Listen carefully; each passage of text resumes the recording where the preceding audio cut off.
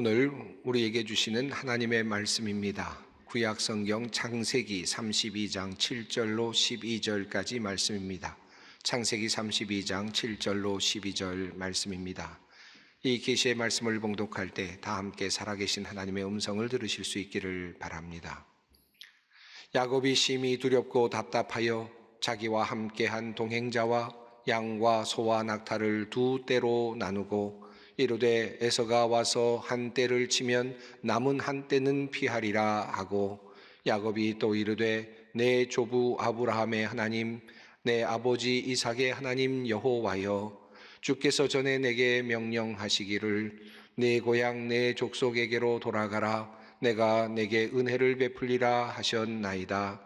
나는 주께서 주의 종에게 베푸신 모든 은총과 모든 진실하심을 조금도 감당할 수 없사오나, 내가 내 지팡이만 가지고 이 요단을 건넜더니 지금은 두 때나 이루었나이다. 내가 주께 간구하오니 내 형의 손에서 에서의 손에서 나를 건져내시옵소서. 내가 그를 두려워함은 그가 와서 나와 내 처자들을 칠까 겁이 나기 때문이니이다.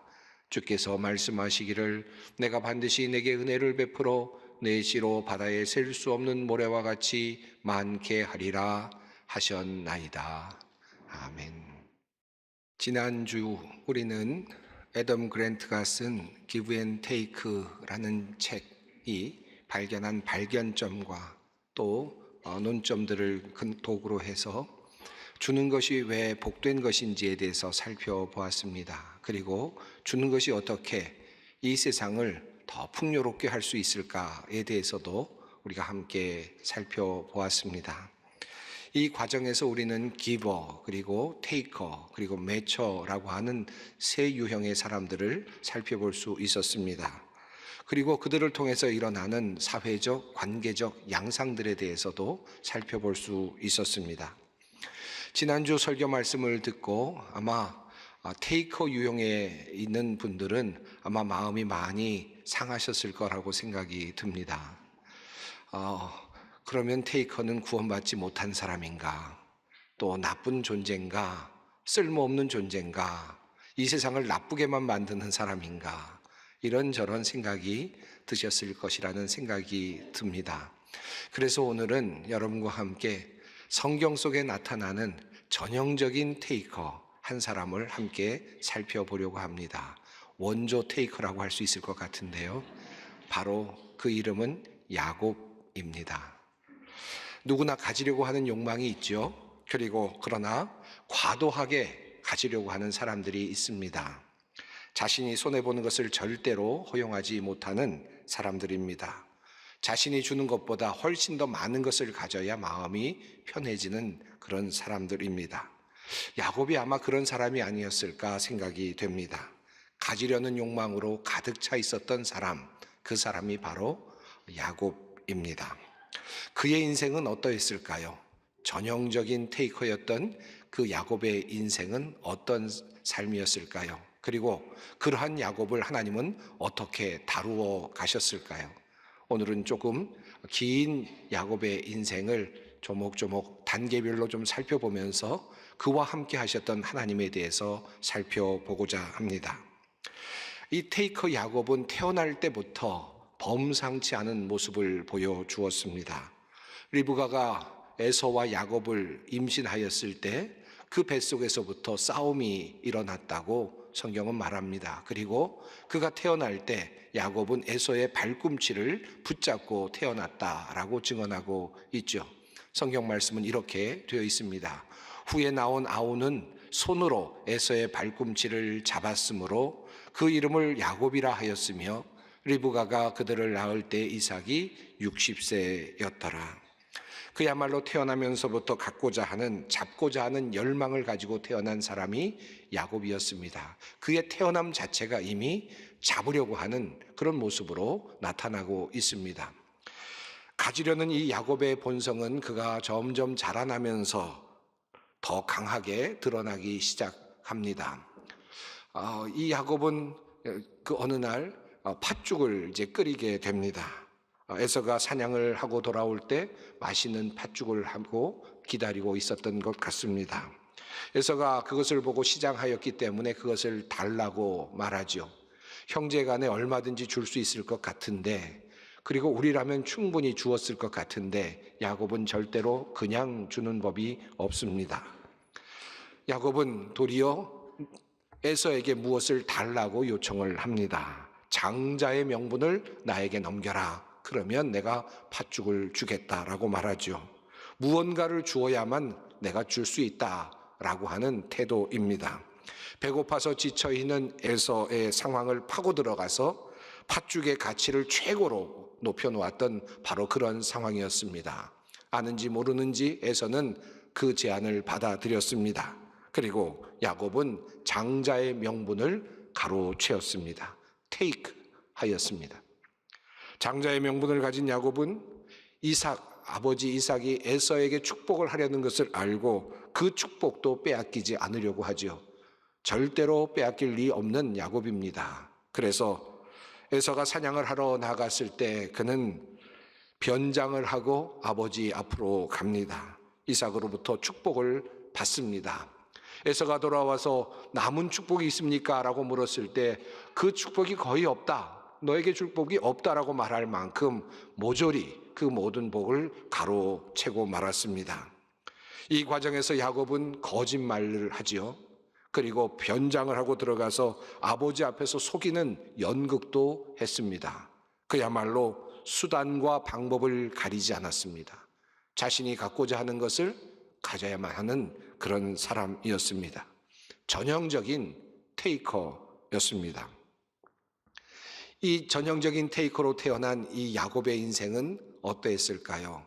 그는 그 자신의 삶에 대한 일반 중간의 그 결과를 받아들여야만 했습니다. 성경은 이렇게 말하고 있습니다. 그의 아버지가 야곱에게 축복한 그 축복으로 말미암아 에서가 야곱을 미워하여 심중에 이르기를 아버지를 곡할 때가 가까웠은즉 내가 이 아우 야곱을 죽이리라 하였더니, 그 결과 야곱의 그와 같은 가로채고 가지는 그 삶의 결과는 전쟁이었습니다. 태중에서부터 태어나면서부터 그렇게 싸우면서 태어났던 그런 야곱과 에서 사이에 미움이 더욱 증폭되었습니다. 이제는 죽여야 되겠다라고 하는 살이까지 생겨나게 되었습니다. 테이커인 야곱은 이제 생명의 위협을 느끼는 단계까지 이르게 됩니다. 자신이 손에 쥔 것은 많이 있었지만 그 대가는 매우 컸습니다. 두려움과 공포가 그에게 몰려왔습니다. 원하는 것은 얻었지만 그의 인생은 피곤한 인생이 되고 말았습니다. 자신이 가지려 함으로 생겨난 고통스러운 현실을 그는 이제 직면해야만 하는 상황이 되었습니다. 이러한 야곱의 모습에서 테이커가 전형적으로 겪게 되는 그와 같은 상황을 우리는 보게 됩니다. 안타까운 현실을 우리는 볼 수 있습니다. 결국 테이커인 야곱은 가족관계를 망가뜨리죠. 그리고 형과는 원수지간이 되었습니다. 고향을 떠나서 홀로 자신의 운명을 개척해 나가야 하는 신세로 전락하게 됩니다. 브엘세바를 떠나서 이제 하란으로 가야 되는 상황이 되었습니다. 야곱이 하란에 가서 어떤 상황을 겪게 되었을까요? 흥미로운 이야기가 성경에서 전개되지요. 테이커인 야곱은 이제 그 하란으로 가서 또 다른 테이커를 만납니다. 그보다 한 수 높은 테이커를 만나게 됩니다. 아버지 이삭을 속였던 야곱은 이제 삼촌 라반에게 속게 됩니다. 이야기는 이렇게 전개되지요. 야곱이 라헬을 좋아합니다. 그래서 야곱은 그의 아버지 라반에게 가서 약속을 합니다. 라헬을 얻기 위해서 내가 무상으로 무보수로 7년을 일하겠습니다 라고 약속을 하죠. 이것은 정당했던 약속일 것입니다. 고대 근동에서는 대부분 그와 같은 일들이 많이 일어났기 때문입니다. 어쨌든 7년 동안 그는 무보수로 일을 했고, 그리고 이제 아내를 얻을 자격이 생겼습니다. 라헬과 혼인잔치를 하게 되었습니다. 잔치가 끝나고 첫날 밤을 보내고 아침에 일어나 보니까 함께 했던 사람이 라헬이 아닙니다. 그의 언니 레아였습니다. 보기 좋게 라반에게 그만 속아 넘어간 것입니다. 항의하는 야곱에게 라반은 이렇게 대답합니다. 라반이 이르되 언니보다 아우를 먼저 주는 것은 우리 지방에서 하지 아니하는 바이라. 이를 위하여 7일을 채우라. 우리가 그 돈에게 주리니 내가 또 나를 7년 동안 섬길지니라. 라헬을 사랑하는 것을 잘 알고 있었던 라반은 7년 동안의 공짜 노동력을 또 얻으려고 했습니다. 그래서 그런 계략을 꾸몄던 것입니다. 꼼짝없이 야곱은 사랑하는 라헬을 얻기 위해서 또다시 7년을 일해야만 했습니다. 뛰는 놈 위에 나는 놈이 있었습니다. 나름 수준급의 테이커인 야곱, 그러나 그 야곱의 뺨을 치는 또 다른 테이커 라반이 성경에 등장합니다. 그렇게 해서 야곱은 14년 동안이나 무보수로, 무임금으로 노동을 합니다. 그리고는 레아와 라헬을 겨우 아내로 얻게 되었습니다. 빼앗는 인생은 결국 빼앗기는 인생이 됩니다. 야곱이 그랬습니다. 속이고 빼앗은 사람은 결국 언젠가 누군가에게 또다시 빼앗길 수밖에 없습니다. 라헬이 요셉을 낳았을 때 아마도 또 다른 7년 동안의 노동을 마칠 때쯤이었던 것 같습니다. 이제 야곱은 고향으로 돌아갈 생각을 하지요. 하지만 라반은 야곱을 붙잡습니다. 그리고 품삯을 줄 테니까 이제부터는 나의 가축들을 돌보라 라고 그렇게 언약을 맺습니다. 야곱을 통해서 더 많은 것을 가지려고 하는 라반의 속셈이었습니다. 하지만 야곱은 이러한 라반의 의도를 간파하고 보기 좋게 테이커답게 반격을 시작합니다. 라반에게 야곱은 이렇게 제안을 합니다. 오늘 제가 장인 어른의 가축대 사이로 두루 다니면서 모든 양떼에서 얼룩진 것들과 점이 있는 것과 모든 검은 새끼 양을 가려내고 염소떼에서도 점이 있는 것들과 얼룩진 것들을 가려낼 터이니 그것들을 저에게 삭스로 주십시오 라고 제안을 합니다. 야곱의 인생을 보면서 테이커 야곱이 하나님의 도우심으로 성공하는 모습을 보게 됩니다. 야곱의 또 다른 하나의 단계, 인생의 단계의 모습이라고 할 수 있겠습니다. 하나님은 가지려고 하고 얻으려고 하고 있었던 야곱을 축복해 주셨고, 그리고 그가 얻고자 하고 가지고자 했던 것들을 얻을 수 있도록 배려해 주셨습니다. 그리고 야곱은 하나님께서 나에게 이것을 주셨다라는 사실을 알게 됩니다. 하나님의 도우심으로 얻는 단계, 하나님의 도우심으로 갖게 되는 단계, 바로 그 단계를 야곱은 이제 거쳐갑니다. 하지만 하나님께서 축복으로 주셨음에도 불구하고 재물과 늘어나는 가축들과 모든 것들은 결코 그 상황을, 그의 삶을 행복하게 만들어주지는 못하였습니다. 상황은 점점 더 나빠가고 있었습니다. 야곱은 이렇게 말합니다. 야곱이 라반의 아들들이 하는 말을 들은즉 야곱이 우리 아버지의 소유를 다 빼앗고 우리 아버지의 소유로 말미암아 이 모든 재물을 모았다 하는지라. 야곱이 라반의 안색을 본즉 자기에 대하여 전과 같지 아니하더라. 테이커 야곱은 다시 위기에 몰립니다. 하나님께서 도와주셔서 재산들을 얻게 되었지만 그 옆에 있는 테이커들이 그것을 그냥 놓아둘 리가 없습니다. 결국은 몰래 야반 도주를 하듯이 그렇게 레아와 라헬 그리고 또 다른 아내들과 자녀들, 가축들을 데리고 도망을 가게 됩니다. 이때 라헬은 아버지의 드라빔까지 훔쳐서 나아가게 됩니다. 가지고 그리고 빼앗고 훔쳐가는 야곱 가문의 모습이 그 드라빔을 훔치고 그리고 훔쳐서 나아가는 그 모습 속에서 절정에 도달하게 됩니다. 고향에서는 스스로 쟁취하는 테이커였습니다. 하란에서는 도리어 또 다른 테이커에게 빼앗기는 그런 존재였습니다.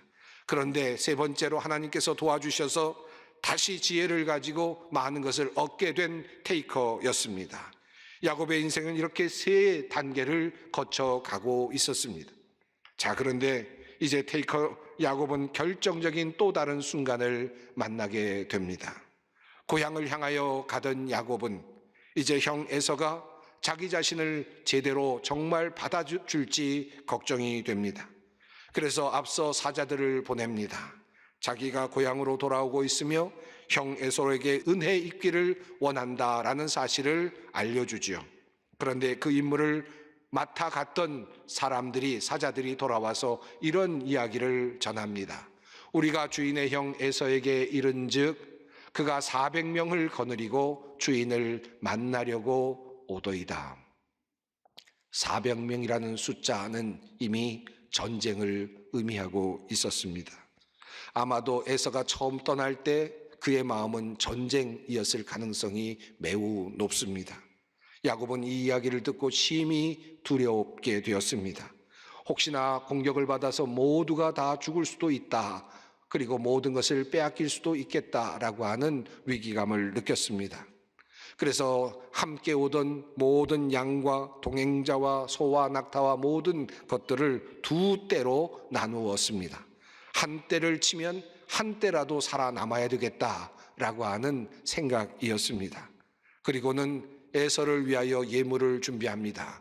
이 예물의 양이 이렇습니다. 야곱이 거기서 밤을 지새고 그 소유 중에서 형 에서를 위하여 예물을 택하니 암염소가 200이요 숫염소가 20이요 암양이 200이요 숫양이 20이요 젖나는 낙타 30과 그 새끼요 암소가 40이요 황소가 10이요 암나귀가 20이요 그 새끼 나귀가 10이라. 많은 그와 같은 가축들을 에서 형에게 보냈습니다. 자신이 그렇게도 긁어 모았던 재산들을 이제 형에게 모두 내어놓는 것입니다. 죽음의 위기 속에서 그는 자기 자신이 가지고 있었던 것들을 하나씩 포기하기 시작합니다. 살기 위해서 살아야 되겠기에 결국은 자기의 것을 내어놓습니다. 내가 가지고 있었던 것들, 내가 죽으면 무슨 소용이 있겠습니까? 아마도 이런 마음으로 가축과 모든 것들을 내어놓았을 것입니다. 그렇게 에서에게 예물을 보내는데 한 떼를 보내고 두 떼를 보내고 또 세 떼를 보냅니다. 이렇게 예물을 보냅니다. 그리고는 아내와 그리고 자녀들과 또 모든 것들을 이제 모두 야복 나루 건너편으로 건너가게 합니다. 자신이 가지고 있었던 모든 것들, 자신이 가지고 움켜쥐고 있었던 모든 것들을 다 내어놓고 모두를 다 보내놓습니다. 그리고 야복 나루에 홀로 남게 되죠. 그때 그의 손은 그 인생의 최초로 빈손이 되었습니다. 더 이상 가진 것이 의미가 없는 순간이 그에게 찾아온 것입니다. 모든 것을 다 내어놓아야 하는 순간이 찾아왔습니다. 이것이 테이커 야곱이 경험한 인생의 네 번째 단계였습니다. 야복의 경험입니다. 하나님은 테이커인 야곱이 때로는 더 큰 테이커에게 빼앗기기도 하셨고 또다시 하나님께서 그를 도와주셔서 또다시 빼앗을 수 있게도 하셨습니다마는 그러나 어느 순간 주님께서는 이제 모든 것을 다 내려놓도록 하셨습니다. 그리고 그의 손이 비어 있도록 하셨습니다. 우리의 인생이 그렇습니다. 우리가 무엇을 붙잡고 있든지 주님은 우리를 빈손으로 만드십니다. 가진 것이 무의미해지는 순간이 옵니다.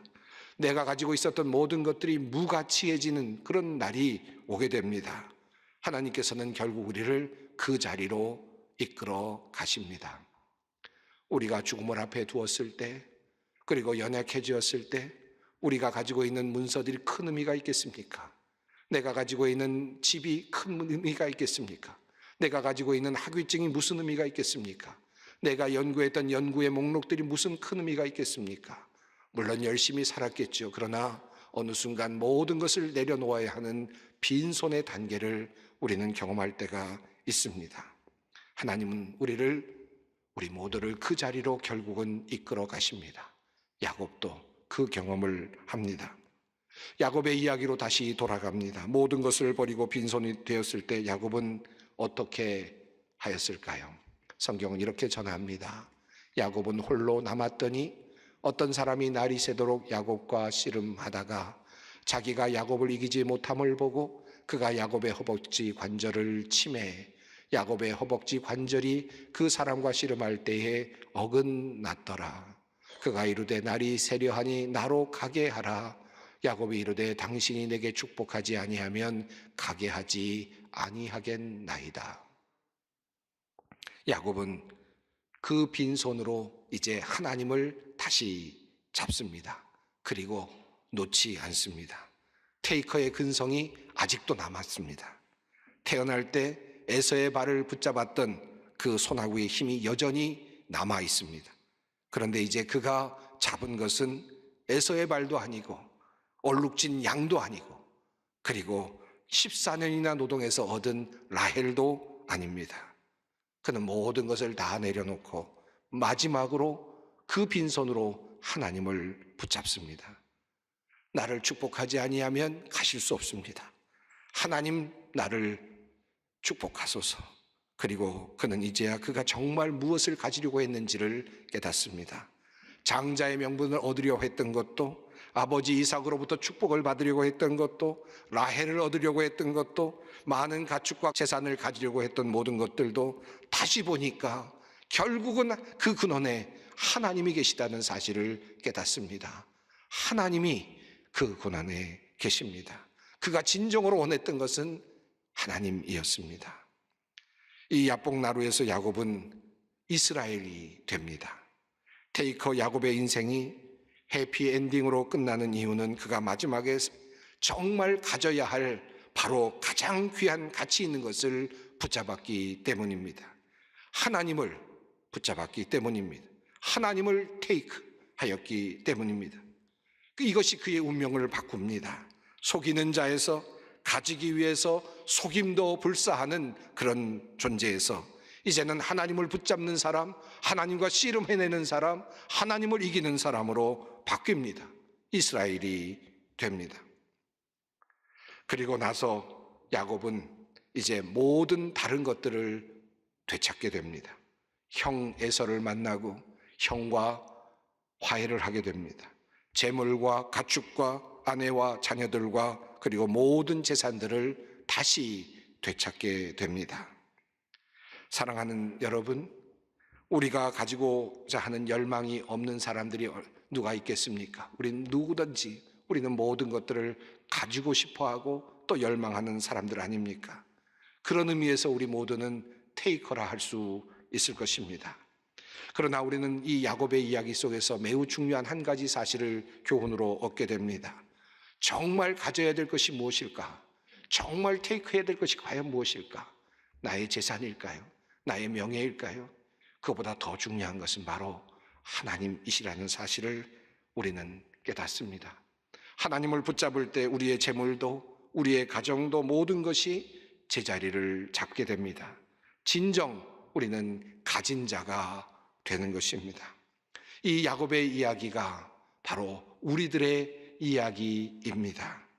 지금 이 야곱을 향하여 하셨던 이 하나님의 역사하심이 나를 향하여서도 이루어지고 있다는 사실을 우리는 고백하지 않을 수 없습니다.